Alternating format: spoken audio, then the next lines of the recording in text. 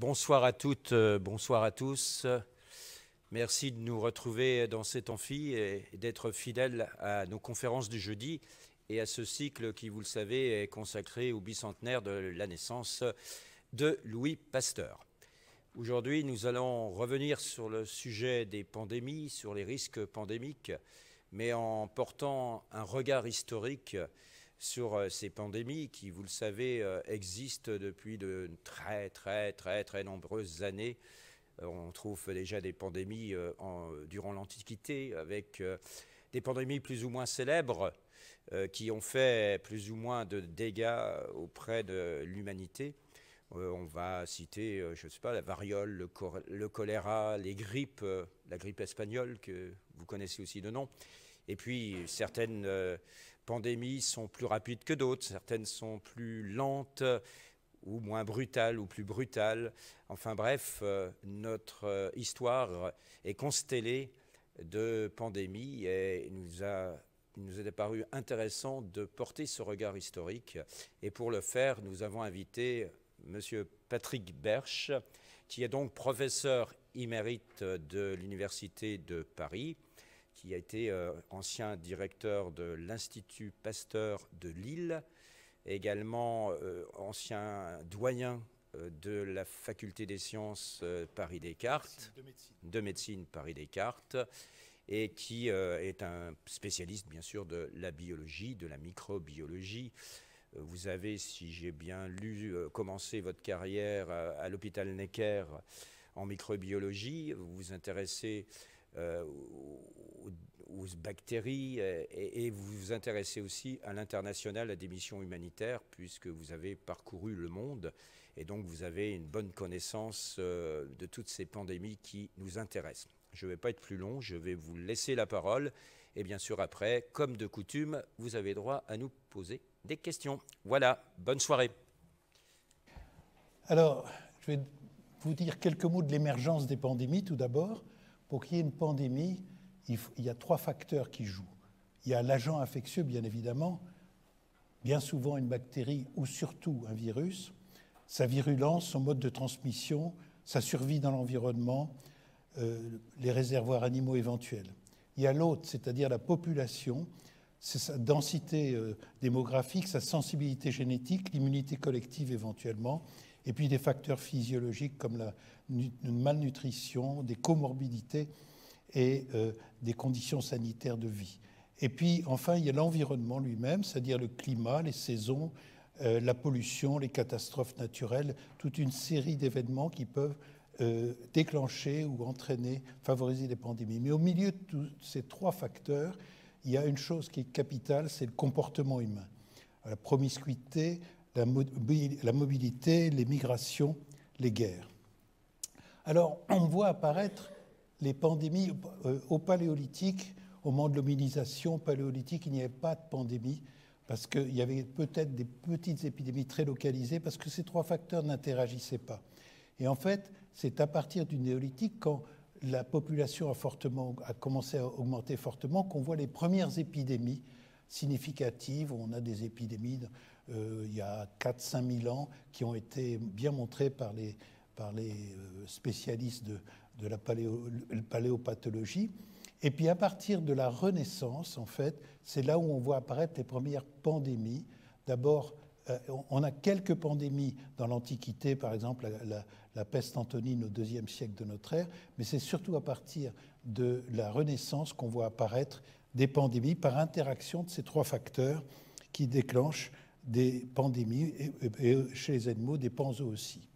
Alors il y a deux types de pandémies, très schématiquement. Il y a des pandémies à incubation courte et à évolution rapide. C'est l'exemple de la Covid-19, par exemple. Mais c'est aussi celui de la peste, de la variole, du choléra, de la rougeole, du SRAS première version 2002. Et à côté de ça, les plus dangereuses sont évidemment les pandémies qui se transmettent par voie aérienne, comme la variole, la grippe, la rougeole. Et puis, il y en a aussi qui peuvent se transmettre par voie vénérienne. Alors, les pandémies à évolution lente, c'est essentiellement une incubation longue. C'est la lèpre. Vous savez qu'il y a eu une épidémie de lèpre au Moyen-Âge, surtout entre le XIe siècle et le XVIe siècle. C'est la tuberculose qui a beaucoup sévi et qui sévit encore beaucoup dans le monde, la syphilis, le sida qui est l'exemple type, et puis certaines pandémies qui sont complètement oubliées comme les hépatites, dont je vous dirai quelques mots. Alors, l'origine des germes, c'est presque toujours un réservoir animal. Ça peut être des primates, des rongeurs, des chauves-souris, c'est le cas par exemple du SARS ou de la Covid-19, toutes les fièvres hémorragiques. Ça peut être parfois des animaux domestiques, et puis dans le cas de la grippe et d'autres pandémies, c'est un réservoir d'oiseaux, les oiseaux qui portent ces virus sans être forcément malades. Alors, mon propos va se centrer quand même à partir du début du XXe siècle. Si vous considérez la situation pandémique, les épidémies virales contemporaines, la première, la plus importante, c'est la variole. La variole, elle sévit, comme je vous le disais, depuis la peste antonine au IIe siècle de notre ère, et elle a sévi pendant tout le Moyen-Âge, sans prendre de grandes proportions, parce que la population était assez éloignée, enfin, il n'y avait pas une densité de population comparable à ce qu'on a connu par la suite.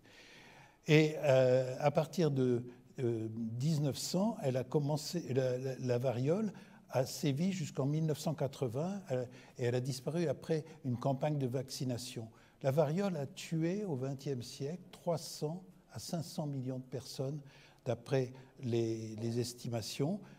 Chaque année, il y avait plusieurs millions de morts dans les années 30. C'était surtout dans le tiers-monde. À côté de ça, il y a le sida qui est apparu à partir de 81 et qui a fait quand même énormément de victimes, plusieurs millions de victimes, et 3 épidémies de grippe importantes, la grippe espagnole, dont je vais vous dire quelques mots, la grippe asiatique, H2N2, et puis la grippe de Hong Kong, et puis une épidémie de grippe, mais je vais y revenir, qui était relativement bénie en 2009, avant que n'arrive la Covid-19. Et puis, donc, restent aussi les hépatites B, et C, dont on ne parle pas la plupart du temps, qui sont, elles, chroniques et qui atteignent, comme je vous le montrerai tout à l'heure, des dizaines de millions de personnes. Alors, les pandémies à transmission aérienne, bon, il y a la variole dont je viens de vous parler. La mortalité de la variole, c'est entre 25 et 45%. La mortalité de la Covid-19, c'est 0,6%. Donc vous voyez l'énorme différence. La grippe, évidemment, la rougeole, qui a encore sévi dans le monde entier, je n'aurai pas le temps de m'étendre là-dessus, et la grippe, évidemment, avec une létalité qui est de 0,1% pour la grippe saisonnière et de l'ordre de 2 à 4% pour la grippe espagnole, dont je vais vous dire quelques mots. Enfin, il y a le SARS-CoV-2 qui fait partie de ces 4 pandémies. Quelques mots de la variole d'abord. C'est une maladie terrible. Vous voyez un enfant atteint de variole, c'est des photos qui viennent de l'OMS. La maladie commence avec une fièvre à 40 et une éruption. Cette éruption prend un côté dramatique et vers le 10e jour, en général, les patients meurent. Ceux qui survivent vont survivre avec de multiples cicatrices et toutes sortes de complications. Donc la variole sévit en Europe depuis l'Antiquité et donne parfois des épidémies majeures ou des pandémies majeures. Alors, l'efficacité de la vaccination de Jenner, qui a été trouvée à la fin du XVIIIe siècle, et je l'illustre souvent par cette photo extraordinaire, 2 enfants de la même classe, je crois qu'ils ont 12 ou 13 ans, en contact le même jour avec le même cas index à Leicester, en 1900, l'un est vacciné, l'autre ne l'est pas. Et donc, la vaccination contre la variole a été rendue obligatoire en 1902 en France, et la variole a totalement disparu donc, de la surface du globe grâce à cette campagne vaccinale. Ici, c'est une photo pour vous montrer que quand il y a un bénéfice-risque, les gens ont envie de se faire vacciner. Il y a eu une épidémie de variole à New York en 1947. C'est pas si loin, 1947, je venais de naître pas longtemps avant. Et des centaines, j'ai d'autres photos, des centaines de milliers de personnes ont été se faire vacciner, alors que c'est une vaccination dangereuse, une complication grave pour 100 000 et un mort par million. Donc les gens ont compris le risque, évidemment, et la campagne d'éradication a fait disparaître totalement la variole grâce à une technique qu'on appelle la ring vaccination. On vaccine que les cas contacts des patients et on arrête ainsi la transmission, on stoppe la transmission. Alors, je vais vous dire quelques mots maintenant de la grippe espagnole, qui est une pandémie qui nous marque tous. Si vous avez un grand-père ou un arrière-grand-père, on vous en a parlé, car après la guerre, à la fin de la guerre de 14, alors qu'on avait perdu des millions de gens en France, en Allemagne, est apparue cette grippe qui venait apparemment d'Amérique, son origine est encore controversée, et qui donnait chez des adultes jeunes cette cyanose héliotrope, c'est-à-dire que les gens n'arrivaient plus à respirer parce qu'ils avaient une pneumopathie massive qui les tuait. Alors ils mouraient parfois en 3 jours, c'était une pneumonie virale, parfois en 10 ou 12 jours, c'était une surinfection bactérienne. Il faut savoir qu'à l'époque, il n'y avait pas d'oxygène, il n'y avait pas de réanimation, il n'y avait pas d'antibiotiques. On pensait que la grippe était due à une bactérie et il n'y avait pas de vaccin. Et le résultat a été environ 50 à 100 millions de morts dans le monde. Avec la Covid actuellement, on en est officiellement à 6-7 millions, probablement 3 fois plus, parce qu'il y a une sous-estimation de la mortalité. Donc voilà, la grippe espagnole, elle a commencé, c'est le vôtre, pardon, elle a commencé aux États-Unis, dans les camps militaires. C'est une photo dans l'Arkansas. Là, vous voyez, en fait, la première vague dont je vais vous parler était bénigne. Elle tuait à 0,1%. Et là, c'est des soldats dans un camp. Les camps militaires, au moment de la déclaration de la guerre en 1917, c'était des camps qui pouvaient avoir 40 000 à 80 000 personnes. Et ces jeunes recrues sont en fait convalescents. Et donc, ça commence aux États-Unis et progressivement, ça va gagner tous les États-Unis jusqu'à l'Est et jusqu'à la côte Est. Et puis bien sûr, c'est transféré en Europe. On a une grippe qu'on appelait la fièvre des 3 jours ou la fièvre des 4 jours, qui était tout à fait bénigne. Mais début septembre, la grippe est devenue subitement maligne. Et c'est cette deuxième vague qui est figurée ici. Et la mortalité là, a été de 2 à 4%. C'est absolument considérable comme mortalité, moins que la variole, mais considérable quand même. Ça marche. Donc voici la courbe de mortalité en fonction de l'âge. La grippe espagnole, comme la grippe saisonnière, tue les enfants, les petits-enfants de moins de 2 ans, ça c'est bien connu.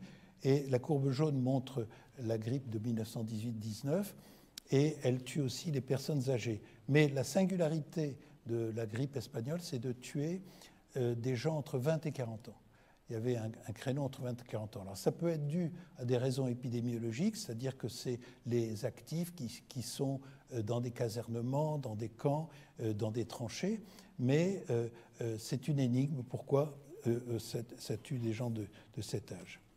Alors, ça, c'est des photos qui nous rappellent quelque chose. Hein. Donc, je vous rappelle, pas de réanimation, pas d'oxygène, pas d'antibiotiques, pas de virus identifié, pas de vaccin. Le seul moyen, c'était le masque et le confinement. Alors, on fermait les écoles, on confinait, mais pour durer beaucoup moins longtemps que pour la Covid. Et le bilan de la guerre qui était de 8,5 millions de morts. En France, 1,6 million, en Allemagne, 2 millions. Eh bien, on a eu 408 000 morts officiellement en France par grippe espagnole, 400 000 en Allemagne et en Autriche, et 3 millions de morts en Europe, et 600 ou 700 000 aux États-Unis. Et dans le monde, je vous dis, les estimations, c'est entre 21 et 73 millions, et d'autres estimations, c'est 50 à 100 millions, pour une population du monde qui était beaucoup plus faible que maintenant, 1,8 milliard. Alors, est-ce que la grippe espagnole est un exemple exceptionnel? Pas du tout. Pas du tout. En fait, si vous regardez, si vous remontez toutes les pandémies de grippe qu'il y a eu depuis la Renaissance, qui ont été répertoriées et documentées historiquement, vous voyez que il y a à peu près 2 à 3 pandémies par siècle. À part le XVIIe siècle, on a 2 ou 3 pandémies. Et là où j'ai mis une étoile, c'est les pandémies qui ont tué autant que la grippe espagnole. Ce n'est pas du tout une exception. De plus, il y a certaines pandémies qui avortent, où ça disparaît en faisant très peu de dégâts, et d'autres pandémies tournent mal. Et donc, c'est vraiment lié au virus qui apparaît. Alors, le virus de la grippe, c'est un virus qui a des spicules constitués d'hémagglutinine, d'une part, qui permet de se fixer sur un récepteur spécifique, les acides sialiques, et la neuraminidase. Alors, le mot grippe signifie griffe, croc, accrochage. Pourquoi? Parce que la grippe, le caractéristique de la grippe, c'est de commencer très brutalement. Si un patient vous dit hier soir à 9h10 j'étais bien et à 9h10 j'ai fait 40, ça c'est la grippe, ce n'est pas un autre virus. Alors la chose extraordinaire, grâce à la biologie moléculaire, on a pu isoler et ressusciter en 2005 le virus de la grippe espagnole. C'est une souche H1N1 dont on connaît parfaitement le génome, à peu près 15 000 nucléotides. Et chose encore plus, donc c'est en partant de restes humains d'une jeune femme inuite morte en novembre 1918 qu'on a pu, par RT-PCR, reséquencer l'ensemble du génome. Et encore beaucoup plus récemment, il y a quelques années à peine, on a pu trouver une souche qui ne tuait pas, une souche de la première vague. Et la différence entre les deux est 1 ou 2 mutations qui permet à l'hémagglutinine de s'accrocher mieux aux cellules de l'épithélium et donc de donner une infection beaucoup plus grave. Donc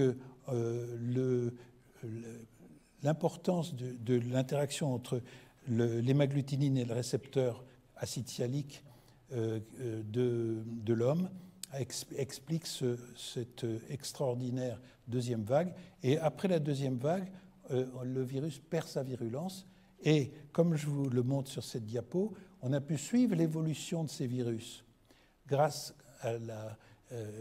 aux séquences nucléotidiques. Et tous les virus de la grippe actuellement qui atteignent l'homme sont des virus qui descendent directement du virus de 1918 H1N1, avec une lignée mondiale, si je puis dire, à droite, avec des recombinaisons pour la souche de 57 H2N2, pour la souche de 68 H3N2, et même pour la souche H1N1 de la grippe russe de 1977, qui a un cas particulier.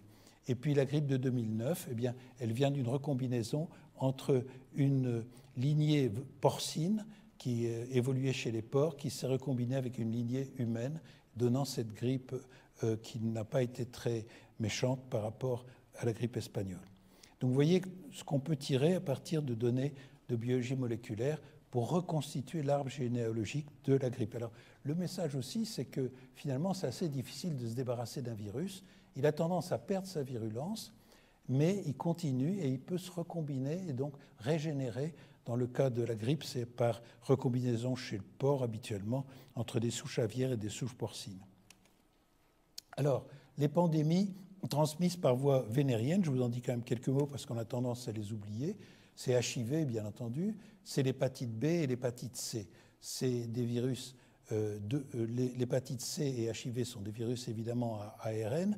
Le virus de l'hépatite B, c'est un virus à ADN qui sévit dans le monde actuellement. Alors, le syndrome d'immunodéficience acquise, je vous en dis que quelques mots, ça donne une immunodépression extrêmement importante avec un dépérissement et des tumeurs, en particulier des sarcomes ou des lymphomes, qui vont emporter les patients, la mortalité est de 100%.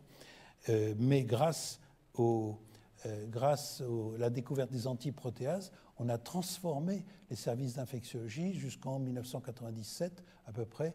Le service, par exemple, de l'hôpital Necker, c'était 30 lits, c'était 25 ou 26 jeunes gens atteints de sida et ils mouraient tous. Et à partir de 1997, avec la découverte des antiprotéases, eh bien, on voit une chute de la mortalité. Et maintenant, le sida apparaît plutôt comme une maladie chronique, un peu comme la tuberculose, qui, grâce au traitement, permet des survies assez prolongées. Et actuellement, c'est à peu près 700 000 morts par an et 36 millions de personnes HIV positives dans le monde. C'est quand même une pandémie très grave. Alors, le virus de l'hépatite C et de l'hépatite B donne des hépatites chroniques, des cirrhoses et, dans un certain nombre de cas, des cancers. Et ce passage à la chronicité se voit surtout, notamment avec le virus de l'hépatite B. Alors, juste pour vous dire un mot sur l'hépatite B et C, l'hépatite B, c'est 200 millions de nouveaux cas infectés par an et 5% de la population mondiale est concernée, avec environ 370 à 400 millions de porteurs chroniques et on estime à environ 1 million de morts. Vous voyez, je ne vais pas vous parler que du Covid, mais il y a des pandémies extrêmement importantes comme ça qui sont un peu négligées. Alors on a un vaccin très efficace et pour l'hépatite C, c'est à peu près 71 millions de porteurs, c'est en décroissance et 440 millions de morts par an, 1% de la population mondiale, ça concerne évidemment surtout le tiers-monde. Alors, passons à la pandémie de Covid-19, avec ce virus, ce coronavirus et ses spicules, la protéine Spike, qui lui permet de s'attacher aux cellules. Et la pandémie a commencé mystérieusement à Wuhan, dans ce marché aux poissons, aux fruits de mer de Yunnan. Et elle a transformé une ville extrêmement active de 11 millions d'habitants dans la région de Hubei, 58 millions, hein, presque la population de la France, et en un confinement complet tel que savent le faire les Chinois, c'est-à-dire que les gens n'ont même pas le droit de sortir de chez eux, on leur apporte la nourriture devant leur porte et ils sont consignés pendant plusieurs mois comme ça. Alors cette pandémie transmise par aérosol s'est répartie dans le monde entier à une vitesse folle. Pourquoi ? Ce n'est pas tellement étonnant quand on sait que de Wuhan, de Hong Kong, de Shanghai, il y avait parfois 10 vols par jour pour Los Angeles, New York, Paris ou Londres. Et donc très très vite, ça s'est répandu surtout aux États-Unis, en Europe, évidemment en Chine et aux pays asiatiques, beaucoup moins, probablement parce que l'Afrique et l'Amérique du Sud est moins connectée par avion, le trafic est moins important. Et le 22 avril 2020, on avait déjà 2,6 millions de cas confirmés et 184 000 morts dans le monde officiellement. Alors le SARS-CoV-2, c'est un virus qui pénètre en reconnaissant un récepteur qui est ACE2, qui lui permet de pénétrer à l'intérieur des cellules et d'entraîner donc une infection respiratoire. Il y a toutes sortes de complications neurologiques, pulmonaires, des séquelles, beaucoup de syndromes post-Covid. Mais le point important, c'est que finalement ce virus, il tue en Europe, aux États-Unis, à 0,6% à peu près. Mais dans les pays du tiers-monde, il peut tuer jusqu'à 2%. Et par rapport aux deux précédents coronavirus très pathogènes pour l'homme, le SARS-CoV de 2002-2003, il y avait eu beaucoup moins de cas, 8300 cas, mais une mortalité de 7,8%. Et pour le MERS, qui est un virus qui sévissait au Moyen-Orient avec un autre intermédiaire qui est le dromadaire, c'est une létalité de 34%. Mais heureusement, ces deux virus étaient beaucoup moins contagieux que le virus SARS-CoV-2. Alors, une des caractéristiques du SARS-CoV-2, c'est comme le virus de la grippe d'ailleurs, c'est la capacité incroyable de mutation. Dès les deux premières souches isolées, il y avait déjà deux clades, alors, qui différaient par quelques nucléotides sur 30 000 nucléotides.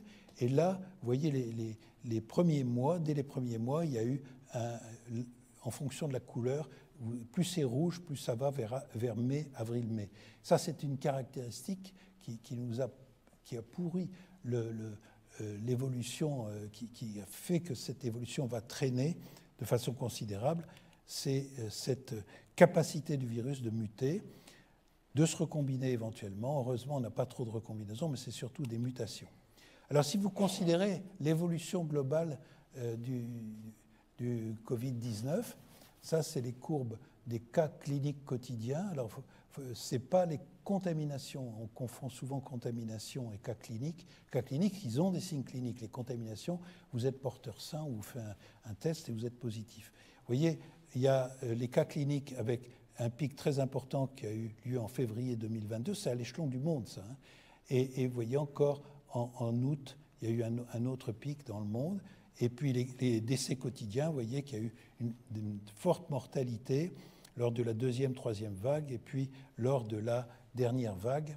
Et maintenant, la mortalité est beaucoup moins importante. Est-ce que c'est bon signe? Alors, 221 millions de cas répertoriés, 4,7 millions de morts, ça c'est les statistiques de septembre ou octobre, et on estime qu'il y a probablement environ 15 millions de morts, parce que beaucoup de pays ne déclarent pas ou sous-déclarent la mortalité par la Covid.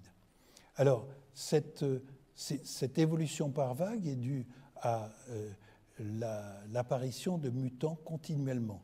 Alors, vous avez d'abord, il y a la souche Wuhan au tout début, et progressivement, vous avez un mutant D614, puis le mutant alpha, le mutant delta, Omicron, BA1, BA2, BA5, on en est à BA5, c'est Omicron actuellement. Et donc ça explique très bien, vous avez un nouveau virus qui apparaît, qui est souvent plus contagieux et qui prend le contrôle, qui va dominer sur les autres virus, éradiquant les autres virus. Alors, pour lutter contre ça, il faut l'immunité collective. L'immunité collective, c'est l'idée que vous allez, soit par l'infection, soit par la vaccination, entraîner une forte résistance de la population qui va faire que le R0, c'est-à-dire la capacité de transmettre, qui est normalement de 2,5 à 3, va passer en dessous de 1 et votre vague diminue. Donc le problème était en France de vacciner, en France et dans le monde, de vacciner. Et voici les résultats en juillet 2022. 180 millions de doses ont été administrées. Les vaccins, une dose, c'était 79% de la population. Les vaccins à 2 doses, c'était 60% de la population. Et les vaccins vaccinés avec 3 vaccinations, finalement, 2 rappels, c'est 30%. C'est encore un problème. Les personnes fragiles ne sont pas tout à fait à jour en termes d'immunité parce qu'ils perdent assez vite l'immunité. C'est aussi une caractéristique de cette pandémie. Mais vous voyez, la population française, dans l'ensemble, elle est relativement bien protégée. C'est pour ça qu'on a l'espoir que les choses vont peut-être pas, le virus ne va certainement pas disparaître parce qu'il existe dans le monde entier. On va peut-être passer à une phase d'endémie. Alors, la couverture vaccinale dans le monde, vous voyez qu'aux États-Unis, 70%, en Afrique, faible couverture vaccinale, c'est le point faible de cette couverture vaccinale. Mais vous voyez, alors la Chine, forte couverture vaccinale, mais les vaccins chinois ne semblent pas être extrêmement efficaces. Et voilà la situation dans le monde. Donc on peut se dire que cette immunisation progressive par l'infection naturelle d'une part et par la vaccination permet d'espérer que les vagues vont être moins mortelles et à condition qu'on protège les personnes qui n'ont pas une bonne réponse immunitaire ou les personnes âgées, diabétiques, hypertendues, par exemple. Alors la situation après 3 ans, en septembre 2022, mais actuellement elle est à peu près la même, vous voyez, c'est des foyers un peu partout dans le monde, ce qui veut dire que le virus n'a pas disparu et que peuvent réémerger évidemment des mutants, mais on constate que la mortalité est plus faible et donc beaucoup de foyers infectieux limités en Europe, au Japon et en Amérique. Alors nous vivons en effet dans un monde à risque de pandémie. Le premier risque de pandémie est lié à la croissance démographique. Alors la croissance démographique, c'est le fait qu'on était en 1800 1 milliard. En 1800, en France, il y avait un seul centenaire. Actuellement, il y en a des milliers de centenaires. C'est une bonne nouvelle. Et donc, on voit progressivement, au cours du 19e siècle, une augmentation de la croissance démographique. Et après, on a une escalade. Alors ça, c'est dû à la chute de la mortalité infantile liée à la révolution pastorienne. On a une chute considérable de la mortalité à partir de 1900 à cause des mesures d'hygiène, des vaccinations, et la population croît. Et là, les démographes, pour certains, disent qu'on va atteindre 10 milliards, on est 7,7, 7,8 actuellement, on va atteindre 10 milliards en 2050. En réalité, il y a une baisse de la fécondité mondiale et probablement on va voir on voit une augmentation de la population parce que les gens vivent beaucoup plus longtemps, même en Afrique, par exemple. En Afrique, je crois que l'âge moyen est de l'ordre de 60 ans, alors que c'était l'âge moyen en 1945 en France. Et donc, ensuite, si on a une baisse de la fécondité, eh bien, on va voir les classes les plus âgées qui vont disparaître, et donc on peut avoir une baisse de la démographie, ce qui serait une bonne nouvelle en termes de pollution, de climat, etc. Donc ça, c'est quand même un facteur essentiel. Nous vivons dans un monde tellement urbanisé. Vous voyez, j'ai mis sur cette diapo les cités de plus de 10 millions d'habitants en 1960. Alors vous en voyez une en Angleterre, je crois que c'est Londres, une du côté enfin ça doit être New York, et puis il n'y en a pas ailleurs. Et si vous regardez en 2030, les cités de plus de 10 millions d'habitants, vous avez des cités qui font 33 millions d'habitants. Wuhan, c'est 11 millions d'habitants. Toutes ces cités, vous voyez qu'elles prolifèrent dans le tiers-monde, en Afrique, dont la population va être certainement une des plus élevées du monde, mais aussi en Amérique du Sud, et puis en Asie, de très nombreuses mégacités. Ces mégacités, j'ai pris la photo de Los Angeles, elle est due au fait que les populations rurales vont vers les villes. Si vous reprenez en 1960, il y a à peu près 0,7 milliards de personnes qui vivent dans les villes, alors qu'il y en a 2 milliards qui vivent à la campagne. Actuellement, au jour d'aujourd'hui, vers 2022, vous avez 50-50. Et on pense qu'en 2050, on aura 70% de la population du monde qui sera dans les villes et un tiers qui sera à la campagne. Alors évidemment, c'est un facteur favorisant très important de l'apparition de pandémies, en particulier celles qui sont transmissibles par voie aérienne. Un autre facteur impressionnant, c'est les transports aériens mondiaux. J'ai pris ici une carte des transports aériens mondiaux en 2019. Il y a eu, en 2019, avant la pandémie, il y avait 4,3 milliards de passagers par an dans le monde. 4,3 milliards. Avec, comme vous voyez les liaisons, de très fortes liaisons entre la Chine, en plein boom économique, avec l'Europe et les États-Unis. Je crois qu'il y avait 10 avions par jour pour Wuhan, Los Angeles. Donc, on ne pouvait pas échapper à cette pandémie à partir du moment où le virus est contagieux et où il se transmet directement en interhumain. Alors, il y a d'autres pandémies silencieuses qui ne sont pas transmissibles et qui sont extrêmement importantes pour juger la pandémie de Covid ou les pandémies en général. J'en ne prends que 2 exemples. Le diabète de type 2, d'une part, et l'obésité, d'autre part. Le diabète de type 2 est en train d'augmenter très fortement. On va vers à peu près 463 millions de personnes atteintes de diabète, et en 2030, on pense qu'il y en aura 578 d'après l'OMS. Ces pandémies résultent de facteurs nutritionnels, toxiques, socio-économiques, évidemment liés souvent à la pauvreté, parce que les pauvres achètent n'ont pas de quoi... soit ils sont malnutris, soit ils sont obèses, parce qu'ils mangent des choses trop sucrées, etc.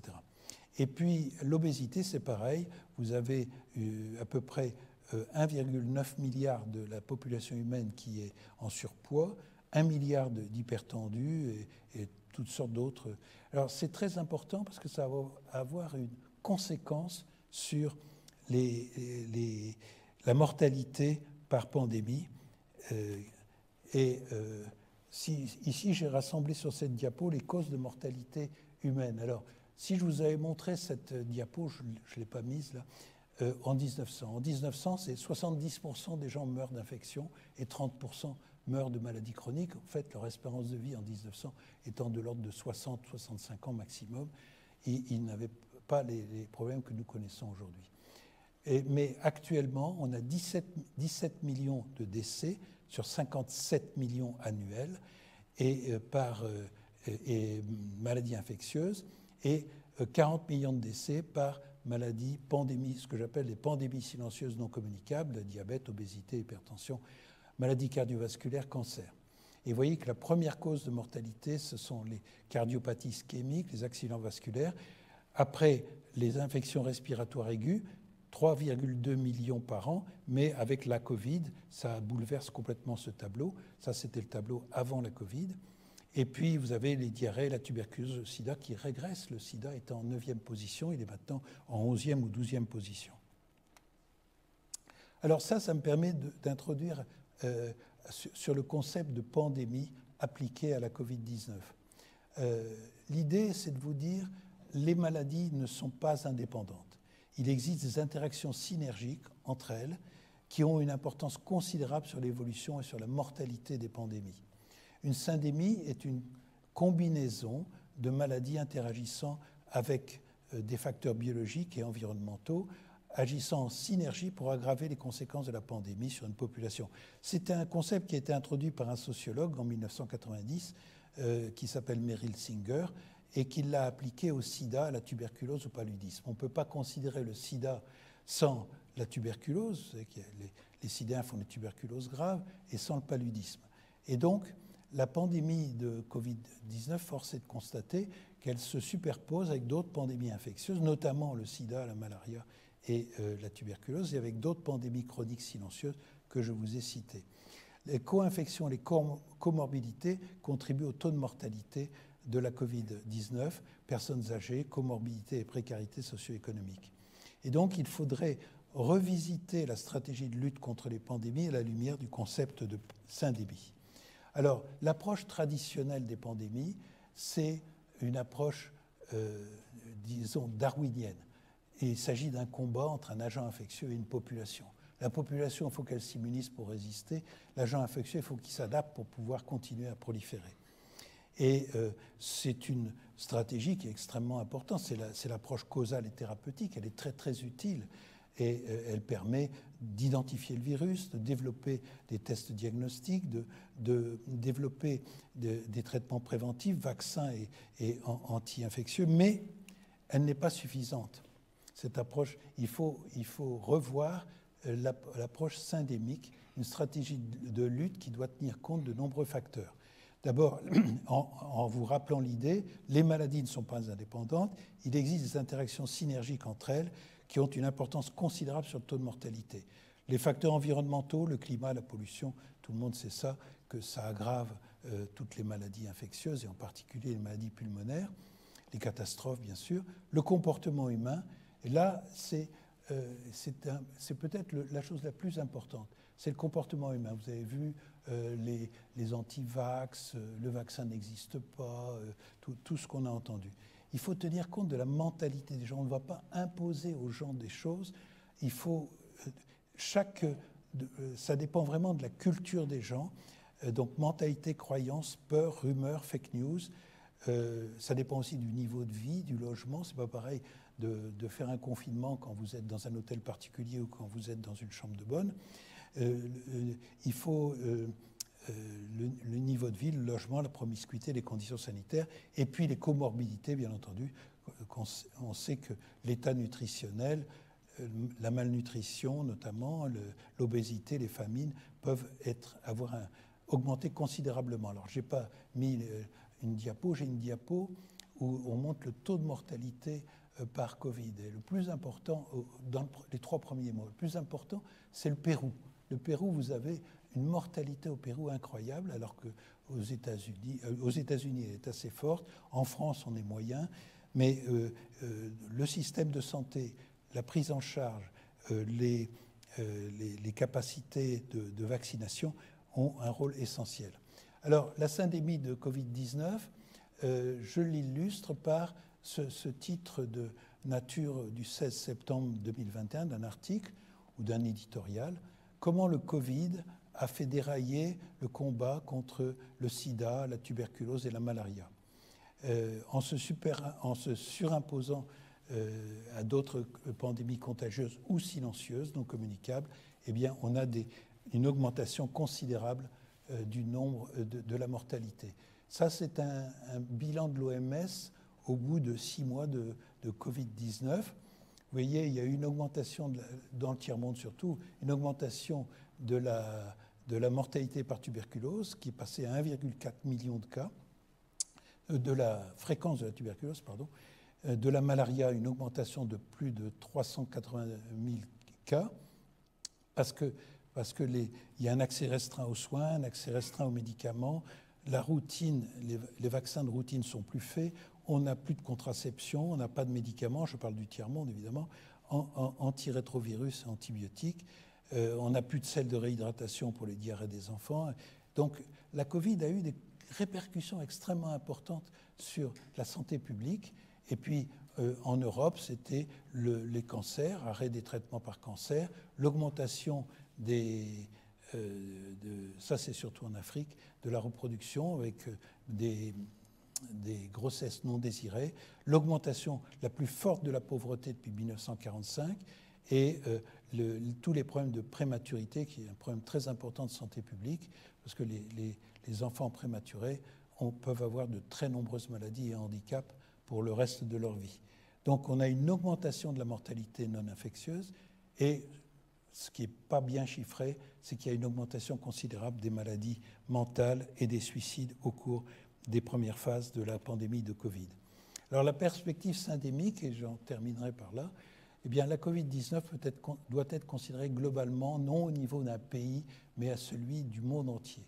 L'approche syndémique peut conduire à des stratégies efficaces de prévention multiniveau, tenant compte des mentalités, des facteurs socio-économiques, comportementaux et environnementaux, des changements climatiques et de la pollution atmosphérique. La réduction des limites entre les maladies et entre santé humaine et animale encourage des approches intégrées et alignées sur les priorités en matière de santé planétaire. C'est la vision One Health de l'OMS. Et donc, au lieu d'avoir une vision anthropocentrique où l'homme et la femme sont au sommet d'une pyramide, vous voyez, j'ai mis la femme un peu en dessous, eh bien, la vision globale, c'est que l'homme fait partie du monde vivant et qu'il doit s'intégrer dans ce monde vivant et arriver à vivre avec lui. Et je crois que je m'arrêterai là. Merci de votre attention. J'espère que je n'ai pas été trop long.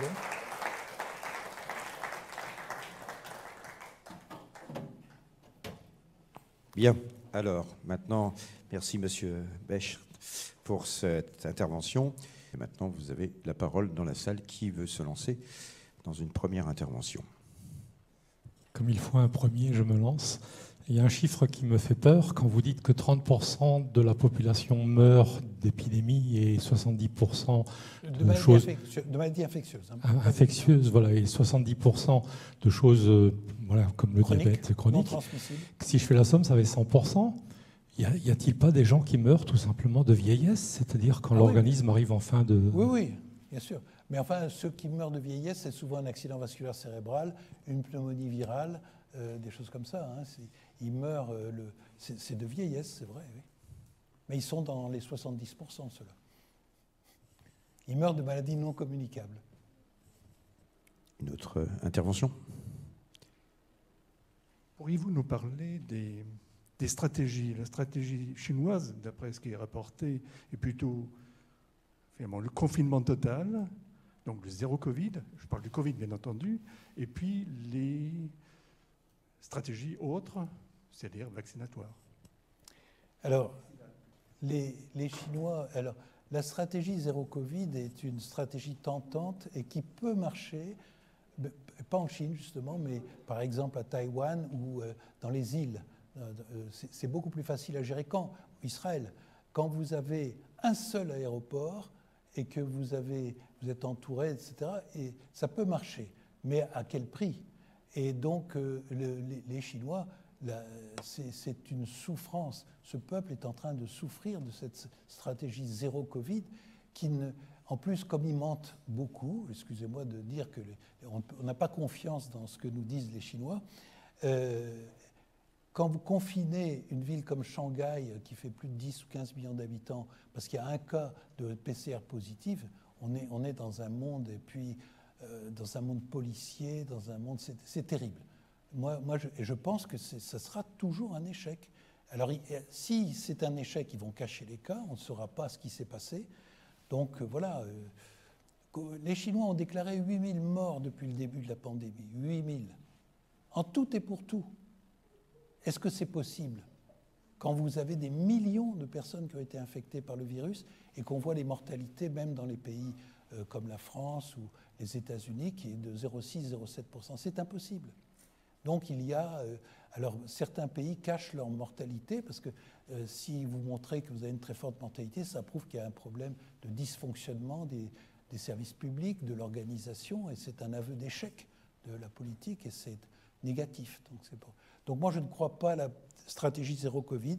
Peut-être ça peut s'appliquer à des gens qui sont très isolés, des pays qui sont très isolés, par exemple sur une île, c'est pas impossible si vous contrôlez l'arrivée de tout. Mais il y a tout, ça me paraît impossible que ça marche. Donc la stratégie, c'est de vacciner, d'immuniser la population le plus possible. On n'arrivera jamais à 100%, il y aura toujours 10% de la population qui ne voudra jamais se faire vacciner. C'est leur choix, hein, il n'y aura pas d'obligation, mais on va, on vaccine la population et vous voyez le résultat. Bon, pour le moment, on ne voit pas un pic énorme de réapparition des corona. Le corona, il est là, il est endémique. Est-ce que ça va évoluer comme je vous ai expliqué pour la grippe espagnole, un virus qui va devenir saisonnier? Moi, je pense qu'on va évoluer vers la vaccination, l'incitation à la vaccination des personnes fragiles de plus en plus, avec les rappels, et des rappels tous les ans pratiquement pour les personnes âgées ou les personnes fragiles. Voilà. D'autres questions? L'idée n'est pas de monopoliser la parole, bien entendu, au niveau des questions, mais tout de même où nos stratégies en matière de vaccins, entre la percée des vaccins ARN, Moderna et BioNTech, et les vaccins plus classiques, plus traditionnels, que pensez-vous des deux voies et quelles sont les promesses sur ce territoire? Alors, je crois qu'il y a une surprise énorme, c'est que les vaccins ARN marchent. Indubitablement, on a une protection considérable, beaucoup plus importante. Un vaccin contre la grippe, ça protège à 60%, certaines années à 40%. C'est les années où on a une plus forte mortalité d'ailleurs. Tandis que les vaccins ARN, c'est 90%. Et donc, mais cette immunité n'est pas disparaît assez vite. En quelques mois, en particulier chez les personnes fragiles, ça disparaît assez vite. Donc, alors, il faut dire plusieurs choses. Les vaccins ARN, ils sont en pratique humaine depuis 2010, en fait. Hein, surtout pour des vaccins anti-cancer, vaccins anti-Ebola, anti-CMV, il y a plein de vaccins qui ont été mis au point. Alors, leur intérêt énorme, c'est qu'en quelques mois, vous pouvez le produire. Tandis que les vaccins traditionnels, alors, le vaccin virus tué, c'est-à-dire type virus de la grippe, avec un adjuvant éventuellement, ça ne marche pas. C'est les vaccins chinois, certains vaccins chinois qui ne marchent pas du tout. Les Chinois n'ont pas utilisé du tout les vaccins ARN, d'après ce qu'ils disent. Alors, les vaccins à partir de la protéine Spike, ça c'est un vaccin à Sanofi notamment, on n'a pas encore les résultats, ça semble marcher moins bien, ce qui n'est pas tellement étonnant, mais moi je trouve que ça peut être une alternative intéressante pour les gens qui ont peur de se faire inoculer de l'ARN. Enfin, on a des spécialistes de l'ARN ici qui peuvent vous rassurer. Non, vraiment, on a maintenant un recul de 3 ans. On a 10 ans de vaccins ARN utilisés chez l'homme, dans des essais cliniques. On n'a pas vu les conséquences que certains disent. Donc, je pense que c'est un vaccin relativement sûr. Personnellement, j'ai reçu 4 injections. Vous voyez, je dis ce que je fais. Et donc, voilà, on on a eu une chance. Si on n'avait pas eu les vaccins, on n'aurait pas 180 000 morts en France, on en aurait 500 000 ou 800 000. Donc c'est un gain considérable. Mais c'est difficile de faire accepter à la population que c'est un virus qui tue à 0,6%, qui n'atteint pas les enfants. Alors vacciner les enfants, ça c'est quasiment impossible. C'est un vaccin qui est, comment dire, moi si je suis en contact avec quelqu'un, j'ai 30-40 ans, je ne veux pas être malade, je vais disséminer. Alors le seul intérêt, c'est qu'on peut protéger sa grand-mère en évitant qu'elle soit contaminée. Mais vous voyez, c'est très difficile de convaincre les gens quand le risque est si faible. C'est pour ça que je vous ai montré des queues à New York de vaccination contre la variole, alors que ce vaccin est dangereux. On n'utilise plus ce vaccin actuellement contre la variole. C'était le vaccin Jenner qui était utilisé. Je vous dis, une encéphalite sur 100 000, c'est quand même pas rien. Et donc, le problème de la vaccination, c'est de faire comprendre l'intérêt collectif aux gens contre l'intérêt individuel. Maintenant, à l'avenir, je pense que ça va surtout être les gens de plus de 60 ans qui vont être vaccinés et revaccinés. Mais même eux, il y a 30 ou 40% des gens de plus de 65 ans qui n'ont pas leur rappel et qui ne sont pas très bien protégés. Mais enfin, la mortalité, en France en tous les cas, elle a baissé de façon importante. Espérons que ça va continuer, mais nul ne connaît l'avenir. Si on avait un virus plus méchant. D'autres questions? Qu'est-ce qui explique la disparité pour la mortalité entre les différents pays européens? Elle n'est pas très importante, la différence. Si on regarde la Belgique... La Belgique, alors je vais vous dire, la Belgique, elle déclare... il y a le problème de la mortalité. C'est une question intéressante parce que c'est ignoré souvent. Si vous prenez les cas de Covid à Wuhan, ils ne déclarent toujours que les cas hospitalisés.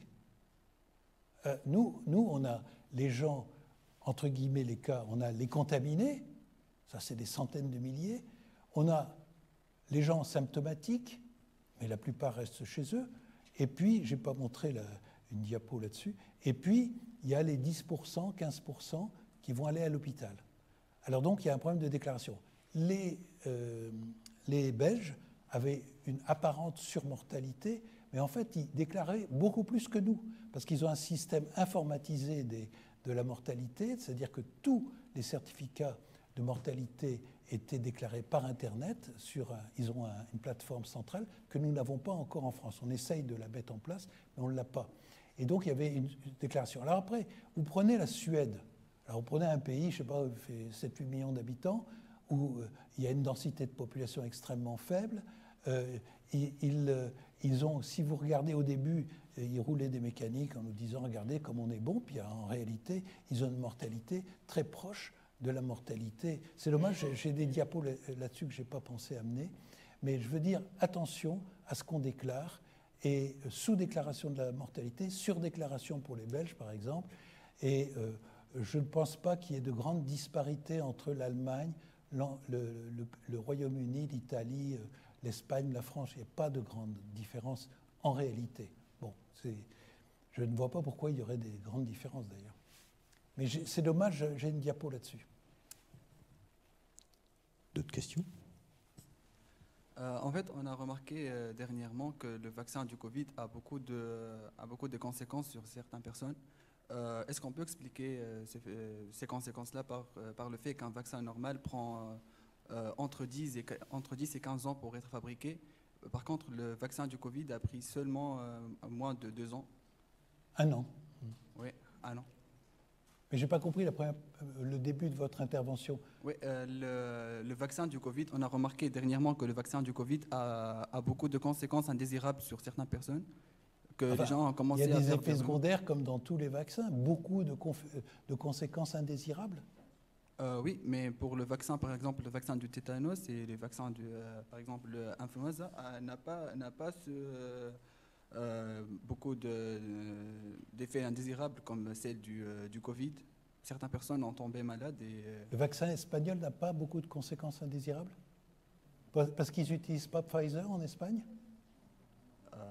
Je sais pas. Ah, excusez-moi.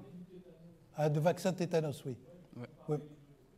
Bah, vaccin, oui, le vaccin contre le tétanos, c'est le vaccin idéal. C'est une protéine qui est une anatoxine, comme le vaccin contre la diphtérie, et il y a très très peu d'effets indésirables.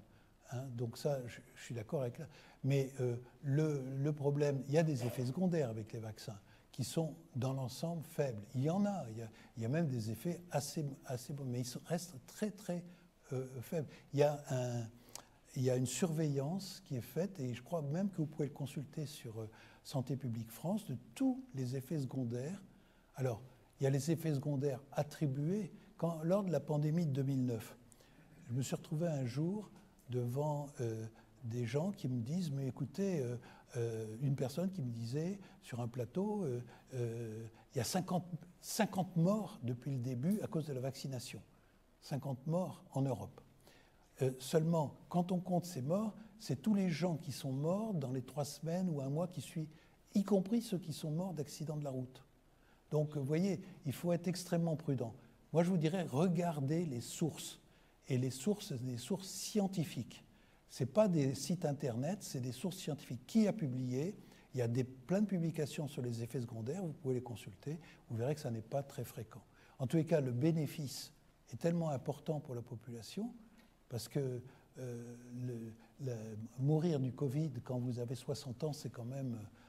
ça arrive, c'est arrivé à des gens autour de moi qui n'avaient pas voulu se faire vacciner, ils sont morts. Ils étaient anti-vax et ils sont morts en regrettant amèrement de ne pas s'être fait vacciner. Donc voilà, attention, allez aux sources. Qui a dit ça? Qui prétend ça? Quels sont les chiffres? Et c'est comme ça qu'on peut discuter. Allez, encore une question, 2 questions. Oui. Bonsoir. Merci pour votre intervention. Vous avez évoqué durant cette conférence les risques de prochaines pandémies et vous avez peu parlé des risques liés aux facteurs environnementaux. Je pense à la déforestation, transfert d'espèces exotiques. Et quelle est un peu l'importance de ces différents facteurs du coup? Je parlais un peu le problème du climat et tout ça. Alors, on voit tout de suite, par exemple, le climat, déforestation, on peut avoir une transformation des écosystèmes, en particulier sur la répartition des insectes, par exemple, les moustiques, les tiques, etc., qui peuvent entraîner par exemple, il y a des problèmes avec la fièvre du Congo, qui est une fièvre hémorragique assez grave actuellement. Il n'y a pas beaucoup de cas, mais si vous avez un nouvel environnement, on peut imaginer que, je ne sais pas si on a des espèces qui transmettent le paludisme, d'avoir des cas de paludisme dans le sud de la France. S'il fait très chaud, un retour de nouveaux habitats, etc. Il peut y avoir plein de conséquences. Je l'ai évoqué, hein. La pollution également. Hein. La pollution, vous avez en France, on dit qu'il y a 40 000 morts par an liées aux particules fines, surtout dans les villes.